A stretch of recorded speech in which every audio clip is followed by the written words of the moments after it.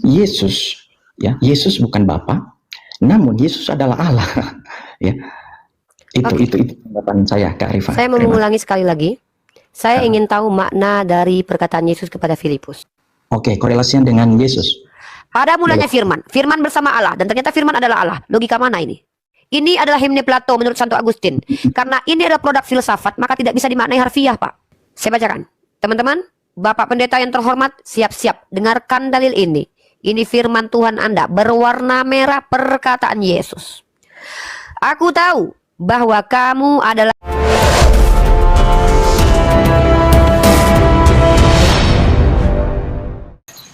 Selamat datang Pak Pendeta, salam kenal, salam hormat, semoga sehat selalu. Biar lebih enak dipanggil Jerry saja, nggak apa-apa. Oh, oke, siap. Panggil abang atau adik? Pendeta Jerry. Adik, abang boleh. Adik. Adik Jerry, silakan Adik Jerry. Oke, waktu diberi berapa menit ya, karena supaya maunya Adik Jerry berapa menit? Cukup 3 menit? 3 menit juga cukup. Oke, bisa tahu tema apa yang mau kita angkat?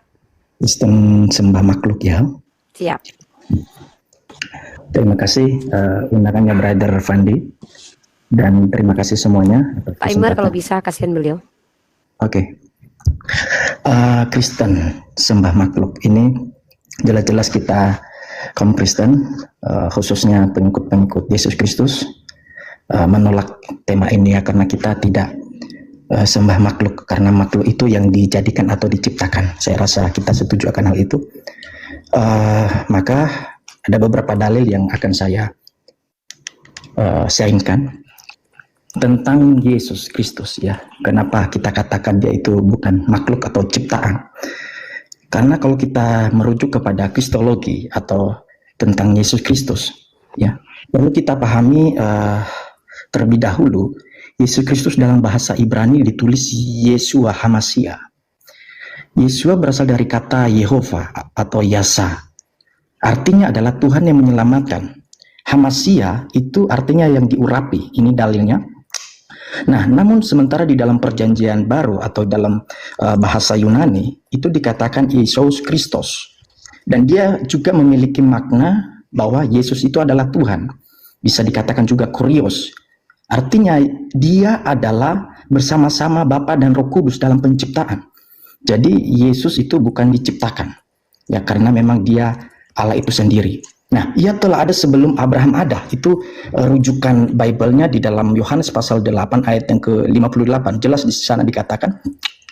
Bahkan dikatakan ia akan diakui oleh semua lidah sebagai Tuhan. Filipi 2 ayat ke-10. Artinya begini, lewat data-data ini kita bisa menyimpulkan bahwa Yesus memang dia dengan Bapa adalah Allah Yahweh. Dia menyatakan kedekatannya ini dengan cara berikut. Ya, ini data-datanya. Masih ada waktu ya, Kak Rifa? Masih ada waktu, Kak Fandi? Mungkin Fandi harus lebih fair biar ada timer. Coba upayakan gimana? Nggak apa-apa, dewasa aja dialog. Silakan Pak Dinda Jerry, silakan. Thank you, terima kasih brother. Ya, pendekatannya kenapa kita umat Kristen, pengikut-pengikut Yesus percaya bahwa Yesus adalah Tuhan. Dan data-datanya sangat jelas di dalam Yohanes pasal 14 ayat 7. Tuhan Yesus sendiri mengatakan begini, sekiranya kamu mengenal aku, kamu pasti juga mengenal Bapakku. Melihat Yesus sama dengan melihat Allah. Itu Yohanes, itu di ayat yang ke-9 juga, Yohanes pasal 14. Lalu dikatakan begini, percaya kepada Yesus sama dengan percaya kepada Allah.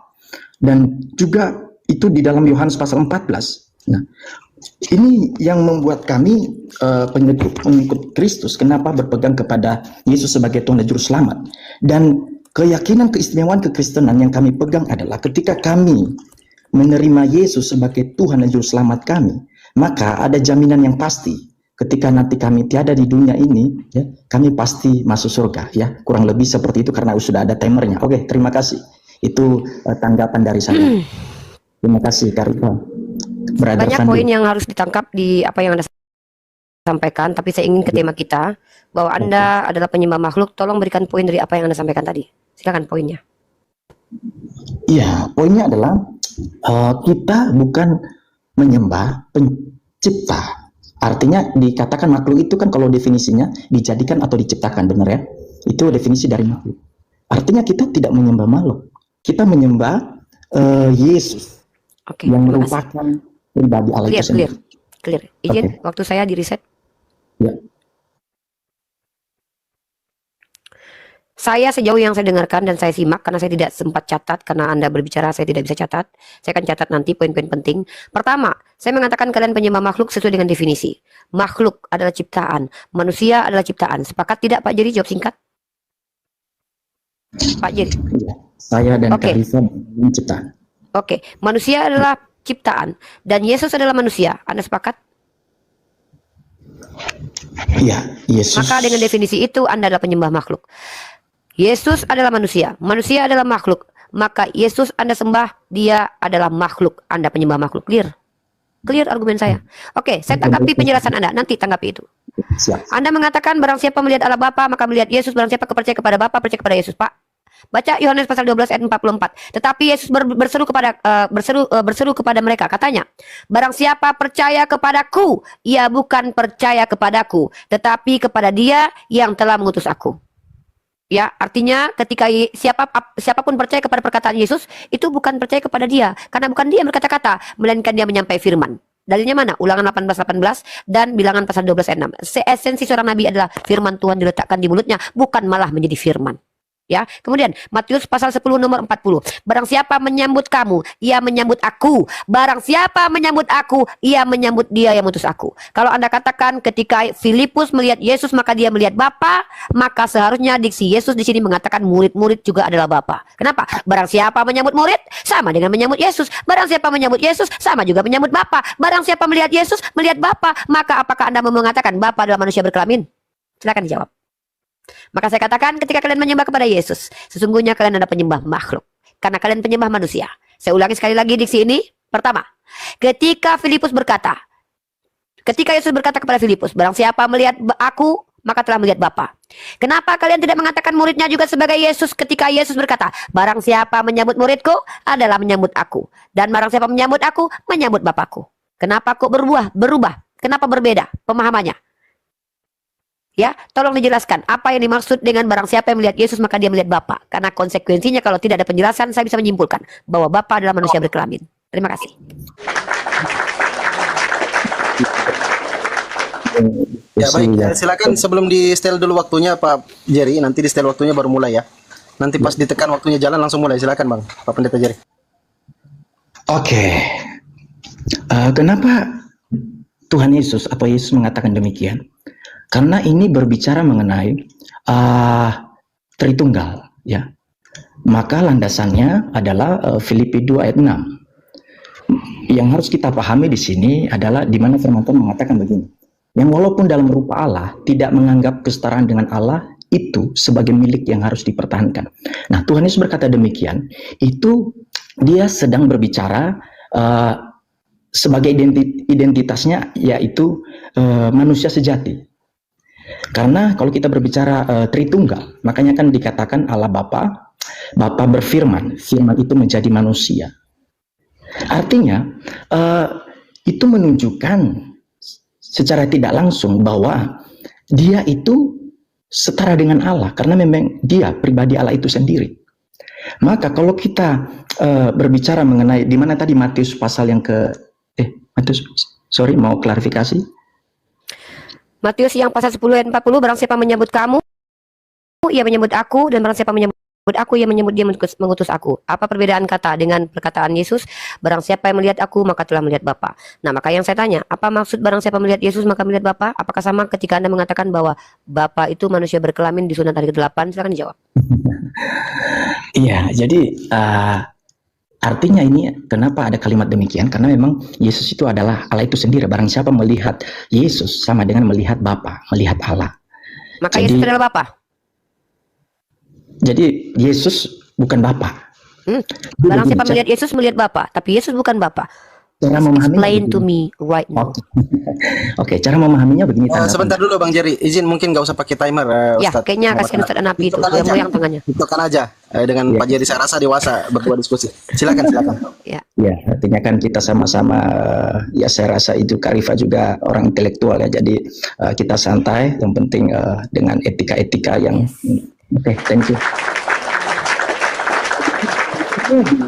Yohanes pasal yang pertama ayat yang pertama juga demikian firman Tuhan. Pada mulanya adalah firman. Firman itu bersama-sama dengan Allah dan firman itu adalah Allah. Ia pada mulanya bersama-sama dengan Allah. Segala sesuatu dijadikan oleh Dia dan tanpa Dia tidak ada suatu pun yang telah jadi dari segala yang telah dijadikan. Kalau kita maju ke ayat 14 demikian nih. Firman itu telah menjadi manusia dan diam di antara kita dan kita telah melihat kemuliaannya, yaitu kemuliaan yang diberikan kepadanya sebagai anak tunggal Bapa, penuh kasih, karunia dan kebenaran. Jadi Yesus Yesus bukan Bapa, namun Yesus adalah Allah. Ya. Itu tanggapan saya, Kak Arifah. Saya mau mengulangi sekali lagi. Saya ingin tahu makna dari perkataan Yesus kepada Filipus. Barang siapa yang melihat aku, maka telah melihat Bapa. Apakah Yesus adalah Bapa? Konfirmasi saja. Ya, jawabannya Yesus bukan Bapa, tapi Yesus adalah Allah. Terima kasih. Okay. Maka diksi ketika Yesus berkata, barang siapa melihat aku, maka melihat Bapa. Ini bukan makna zahir. Sama seperti dalam Matius pasal 10 nomor 40. Ketika Yesus berkata, barang siapa menyambut kamu, maka sesungguhnya telah menyambut aku. Barang siapa menyambut aku, maka dia telah menyambut Bapa. Orang yang punya kognitif harusnya paham diksi ini. Di sini Yesus pun berkata berkali-kali. Tetapi Yesus berseru katanya, barang siapa percaya kepadaku, ia bukan percaya kepadaku, tetapi kepada Dia yang telah mengutus aku. Saya pikir kalau kita punya kognitif yang sehat, kita paham. Tanpa ditafsir pun kita paham bahwa di sini Yesus sedang menegaskan bahwa apa yang dia sampaikan sebenarnya adalah perkataan Tuhan. Ketika percaya kepada perkataan Yesus, sesungguhnya percaya kepada penciptanya dan yang mengutus dia. Sama narasinya kurang lebih seperti Al-Quran. Taat kepada Allah dengan taat kepada Rasul. Taat kepada Rasul dengan taat kepada ulil amri. Apakah kami menuhankan ulil amri? No. Artinya brother, kalau kita merujuk bahwa tema kita orang Kristen penyembah makhluk, itu nyata adanya kalau Anda menyembah kepada manusia yang bernama Yesus. Maka konfirmasi saja brother, Anda penyembah manusia bernama Yesus atau bukan? Silakan dijawab. Iya, saya menyembah Yesus. Nah, konteks Matius 10 ayat 40 tadi mengatakan bahwa barang siapa menyambut kamu, ia menyambut aku, dan barang siapa menyambut aku, ia menyambut Dia yang mengutus aku. Karena memang yang mengutus Yesus adalah Bapa. Jadi ini maknanya di sini kalau kita merujuk, kita memakai penafsiran yang akal kita tunduk kepada Bible, maka ini Yesus sedang berbicara menunjukkan dirinya bahwa kalau engkau percaya kepada Allah sama dengan engkau percaya kepadaku sebagai penyelamatmu. Maka kita sebagai pengikut Yesus memahami makna ini adalah kita harus memastikan diri kami percaya kepada Yesus, karena Yesus adalah Allah itu sendiri yang telah datang ke dalam dunia menggantikan posisi kami di atas kayu salib dan bangkit pada hari yang ketiga. Instruksi, Pak. Masuk surga. Saya boleh konfirmasi enggak? Iya, silakan. Yesus adalah Allah yang menjadi manusia, betul?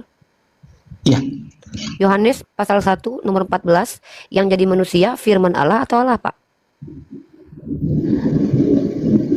Jadi begini, kalau kita itu ayat 14, firman itu telah menjadi manusia.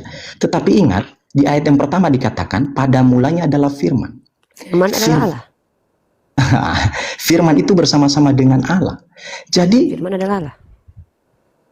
Misalnya saya berbicara kepada Kak Rifa, yang kalimat saya ini berkata-kata, maka ya karena ini saya sendiri ya, bukan Kak Rifa. Kata-kata Anda adalah Anda.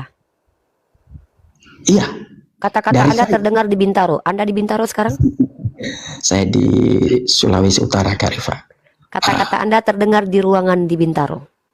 Iya. Anda tidak berada di Bintaro. Maka saya pastikan di Bintaro hanyalah suara Anda, bukan Anda. Maka tidak bisa dikatakan suara Anda adalah Anda. Tapi itu bukan Kak Rifa, tapi itu suara saya kan? Suara yang didengar di ruangan kamar Bintaro ini adalah suara Anda, bukan Anda yang berada di Bintaro. Sepakat tidak? Iya, suara saya berasal dari suara Anda. Nah, ya sudah, suara yang berasal dari Anda, apakah Anda? Tangan Anda, apakah Anda, Pak? Tangan saya, ya, karena memang tangan saya bagian dari saya. Saya bertanya bukan bagian. Bagian itu diksi lain, Pak. Tangan Anda, apakah Anda, Pak? Tangan saya, Apakah tangan Anda adalah Anda atau hanya sekedar tangan Anda? Ada dua diksi, Pak. Tangan Anda dan Anda. Ketika tangan Anda adalah Anda, ini sudah berbeda makna. Maka saya konfirmasi. Ketika firman adalah yang berfirman, maka apakah tangan Anda adalah Anda? tangan saya bagian dari saya. Bagian Good. dari saya. Tangan Anda adalah bagian dari Anda, tapi bukan Anda, karena Anda tidak sebagian. Kalau Anda sebagian, maka tidak bisa dikatakan Anda. Kalau Anda hanya sebagian, maka dikatakan potongan mayat. Oke, korelasinya dengan Yesus. Pada mulanya firman. Firman bersama Allah. Dan ternyata firman adalah Allah. Logika mana ini? Ini adalah himne Plato menurut Santo Agustin. Karena ini adalah produk filsafat, maka tidak bisa dimaknai harfiah, Pak. Sama ketika saya berbicara, saya membuat buku, buku itu adalah saya. Maka maksudnya adalah ketika orang membaca buku, orang bisa mengerti bagaimana karakteristik saya, Pak. Bukan berarti saya menjelma menjadi buku. Tapi saya adalah karakteristik saya bisa terjuantahkan dalam buku. Produk filsafat jangan dimaknai harfiah. Kecuali Anda mau menabrak logika sederhana. Firman dari kata farman artinya dekrit dan keputusan. Apakah keputusan presiden adalah presiden? Silakan dijawab. Karena ini adalah definisi kata firman dari kata farman bahasa Persia. Oke, sebelum saya masuk lebih dalam, jadi begini, kita harus memahami dulu. Kita ini kan manusia terbatas, setuju ya, Kak Rifa? Exactly. Oke, thank you. Lalu kalau kita menyadari manusia terbatas, kita juga punya akal terbatas.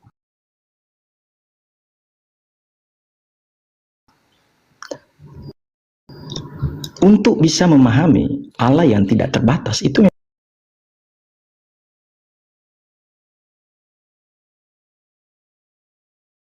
memang mustahil. Yes. Lalu bagaimana kita bisa memahami Allah yang begitu luar biasa dengan akal kita yang terbatas ini? Maka Mantap. yang harus kita pahami adalah kita harus menundukkan akal kita di bawah kebenaran yang mutlak. Maka untuk bisa mendekati yang Kak Rifa tadi bilang, untuk lebih mendukung dalil-dalilnya adalah di dalam Yohanes pasal yang kelima ayat yang ke-18 akan bahwa Allah adalah Bapanya sendiri. Dan dengan demikian menyamakan dirinya dengan Allah. Bahkan artinya bukan hanya menyamakan, menyetarakan dirinya dengan Allah. Karena memang Yesus itu Allah itu sendiri. Oke, izin? Ya. Boleh saya tanggapi? Ya. Oke. Anda percaya dengan tuduhan orang Yahudi kepada Yesus? Jadi begini, mereka menuduh. Saya tanya, Anda percaya kepada tuduhan orang Yahudi yang mengatakan Yesus penghujat Tuhan? Anda percaya? Iya, mereka memang mengatakan demikian. Maka kematian Yesus di tiang salib sebagai hukuman bagi penghujat Tuhan menurut imamat itu adalah peristiwa yang dibenarkan. Maka betullah Yesus mati terkutuk karena menghujat Tuhan menurut orang Yahudi. Maka tuduhan orang Yahudi bahwa laki-laki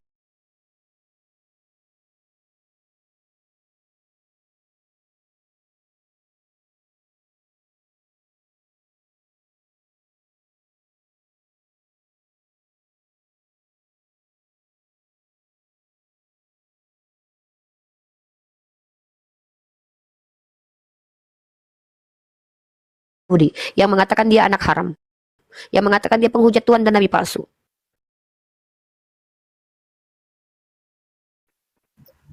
Kenapa?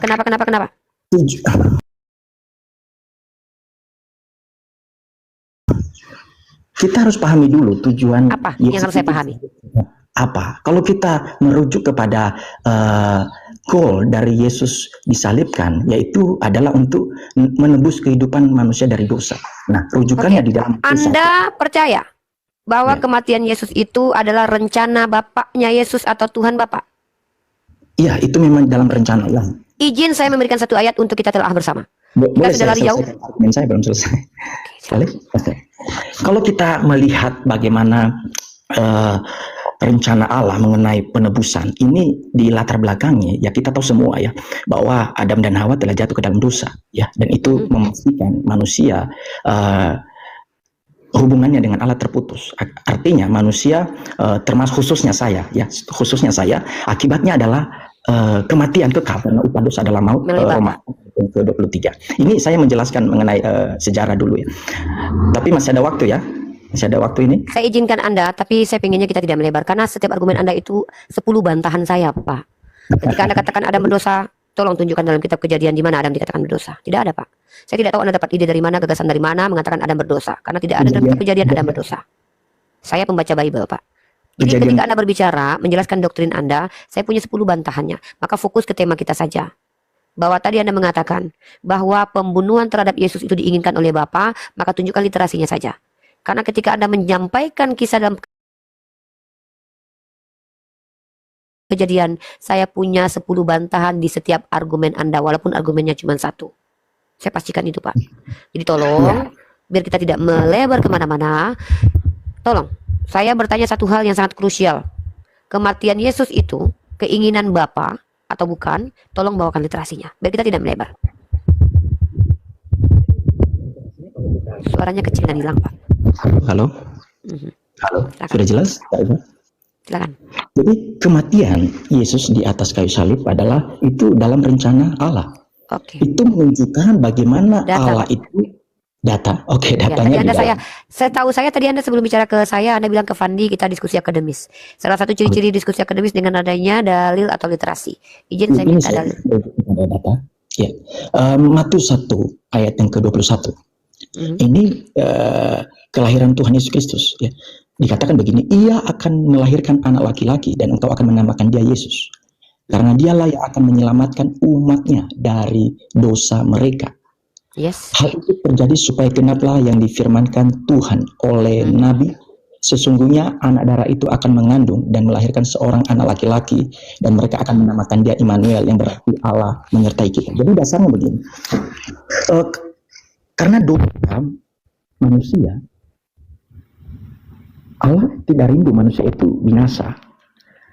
Karena upah dosa adalah maut. Nah, sementara manusia telah jatuh ke dalam dosa.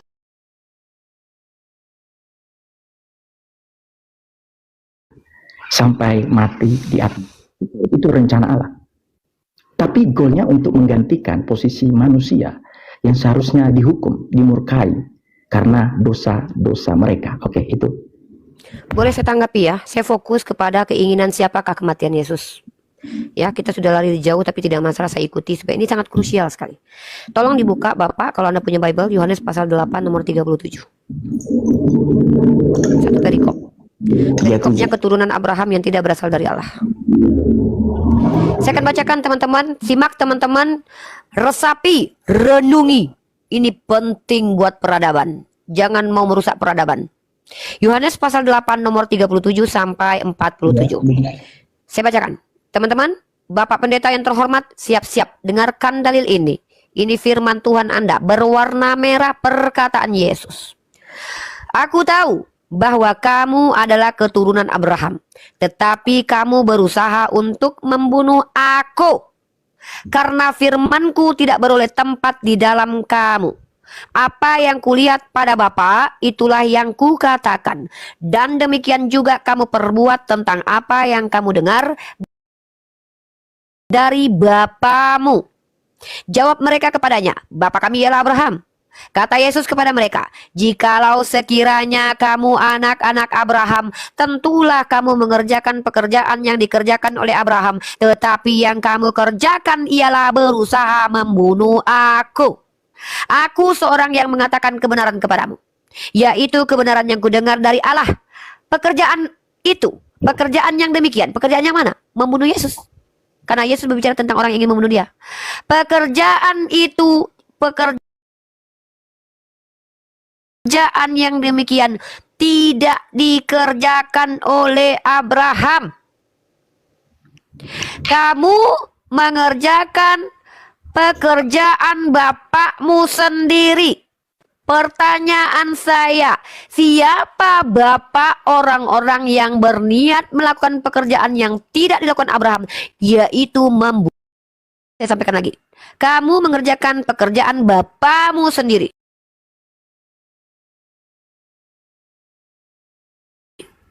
Jawab mereka, kami tidak dilahirkan dari zina, Bapa kami satu, yaitu Allah. Kata Yesus kepada mereka, Jikalau Allah adalah Bapamu, kamu akan mengasihi aku. Sebab aku keluar dan datang dari Allah, dan aku datang bukan atas kehendakku sendiri, melainkan dialah yang mengutus aku. Apakah sebabnya kamu tidak mengerti bahasaku? Sebab kamu tidak dapat menangkap firmanku. Iblislah yang menjadi bapamu, dan kamu ingin melakukan keinginan-keinginan bapamu. Ialah pembunuh sejak semula. Jadi kalau kita lihat dari konteks ayat ini, batu kemenangan dulu, bahwa ternyata yang menginginkan kematian Yesus, menurut Yesus bapaknya adalah iblis. Kenapa Pak Pendeta yang ganteng, adekku Pak Jerry Bulolo, Anda mengatakan bahwa yang menginginkan kematian Yesus adalah bapaknya? Sementara kata Yesus, jikalau Bapakmu adalah Allah, kamu tentu mengasihi aku. Oke, Kenapa kalian malah menikmati kematian Yesus, saudara-saudara? Maaf, saya bercanda ya. Saya tidak mau kita terlalu tegang, brother. Ya, silakan. Terima kasih, Karifa. Yes. Konteks ini sebenarnya berbicara. Konteks, silakan. Kita harus kembali ke konteks karena ini ayat ini nggak berbicara dengan sendiri berdasarkan tafsiran manusia atau akal manusia. Ini Yohanes pasal yang ke-8 ayat yang ke-37 dan seterusnya. Tuhan Yesus sedang berbicara mengenai orang-orang Yahudi yang tidak percaya kepada akan rencana Allah, bagaimana Yesus itu sendiri ya datang ke dalam dunia untuk mengerjakan rencana Allah dengan dia menderita, disalib ya, mati di atas kayu salib dan bangkit pada hari yang ketiga. Tujuannya adalah untuk menyelamatkan orang-orang Yahudi khususnya yang hidup dalam dosa. Dan ini yang Tuhan Yesus ajarkan kepada mereka. Tuhan Yesus menunjukkan dalam konteks ini, hai kamu orang-orang Yahudi, percayalah kepadaku. Karena hanya dengan percaya kepadaku, maka dosa-dosamu diampuni. Nah, karena mereka tidak percaya kepada rencana Allah, ya, lewat karya yang dikerjakan oleh Tuhan Yesus sendiri. Di ayat yang ke-44, Karifa sudah mengatakan tadi, karena mereka tidak percaya kepada Yesus sebagai Tuhan dan Juru Selamat mereka, maka Yesus sendiri mengatakan kepada mereka, iblis yang menjadi bapamu, dan kamu ingin melakukan keinginan-keinginan bapamu. Ia adalah pembunuh manusia sejak semula dan tidak hidup dalam kebenaran. Ini tidak merujuk kepada Yesus yang dibunuh di atas kayu salib, bukan, konteksnya bukan itu. Kita harus paham itu dengan betul dulu. Maka nggak ada namanya cocokmologi ya. Ya kurang lebih seperti itu ya. Saya turun dulu, kurang lebih seperti itu Brother Fandi, Kak Rifa, terima kasih semuanya karena saya ada tugas. Oke, my brother Jerry Bulolo, terima kasih atas diskusi yang luar biasa ini. Oke, terima kasih. Ya, saya di sini adalah seorang yang sedang berusaha diskusi akademis ya. Diskusi akademis itu maksudnya kita pakai literasi. Pemahaman Anda itu penting diketahui karena bagi saya berdiskusi dengan personal Kristen itu keniscayaan. Kenapa? Karena memang teman Kristen ini berbeda-beda. Pendapatnya berbeda-beda. Jadi saya harus berdiskusi dengan orang Kristen berbeda-beda juga karena tidak ada satupun yang sama setelah 6 tahun saya diskusi. Tapi terima kasih atas wawasan yang Anda sampaikan. Keimanan Anda dan doktrin Anda adalah hak milik Anda. Tapi kembali lagi, dalam ranah akademis, ketika berdiskusi pakai data dan logika juga tidak boleh dimatikan. Karena namanya kita sedang berdialektika. Kecuali memang dialektika menggunakan asumsi. Yes, tidak masalah. Ya, oke. Terima kasih by the way untuk Pak Pendeta Jerry. Mohon maaf kalau ada kata-kata saya yang salah ya. Saya juga minta maaf kalau ada salah kata. Teman-teman ada yang nulis ini saya kabur, saya tidak kabur ya, karena saya sudah janjikan. Jangan biarkan netizen dengan segala kebenaran menurut persepsi mereka. Di bawah, Bang Jerry. Kita biasa saja. Saya aja sering dibilang manis sama netizen, saya nggak masalah loh Bang. Ya. Andi, Rifa, makasih banyak semuanya. Siap Bang Jerry. Sukses selalu, sehat selalu Bang Jerry. Sehat selalu, sukses selalu, semangat selalu Pak Pendeta. Kalau perlu bertanya tentang Islam, tanyakan kepada saya dan Ustadz Anafi ya. Kalau Anda bertanya ke saya, Ustadz Anafi yang menjawab. Begitu caranya. Ya, oke. Terima kasih. Ya, siap Bang Jerry. Sukses selalu Bang Jerry. Ya.